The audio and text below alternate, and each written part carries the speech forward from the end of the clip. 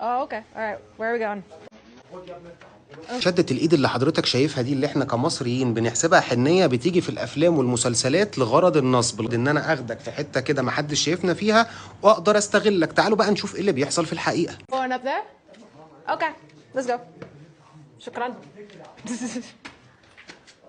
Following some guy. هو غلط في العموم انك تمشي مع اي حد ما تعرفوش، بس شيبة الراجل ده خلتها هي تثق فيه اكتر وتطلع معاه. شوف هو عايز يوريها ايه.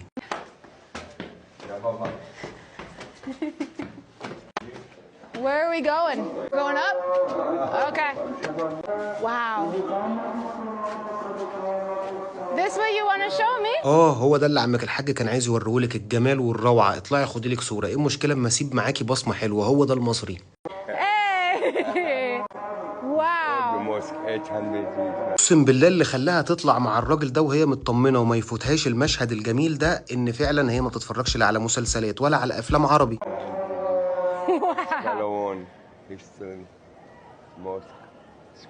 What's your name? Catherine. Nice to meet you. Yeah. هتبعد او تتجنب المصريين وانت ماشي في الشارع، وخلي كتفك يخبط في كتفهم. والله اهل خير واهل كرم ونفسهم يعملوا معاك الحلو كله، ولو معاهم هيعملوا معاك اكتر. That's awesome. Is it a real Roman coin? Yeah. How And old? This Arabic.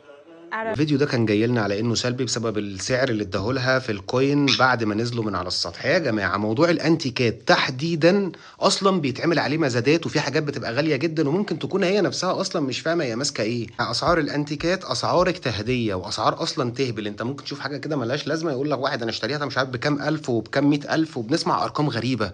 فموضوع الانتيكات ده انا مش هقدر احكم عليه اذا كانت العمله دي غاليه ولا مش غاليه. اكتر من فيديو جالنا على انه سلبي، ولما حللناه اكتشفنا ان الناس ما عملتش حاجه غلط. بلاش تيجوا على الشقيانين، بلاش تيجوا على الناس اللي في الشارع، ساعدوهم. النوع ده من المحتوى اعمل فولو واستناني في فيديو جديد. سلام.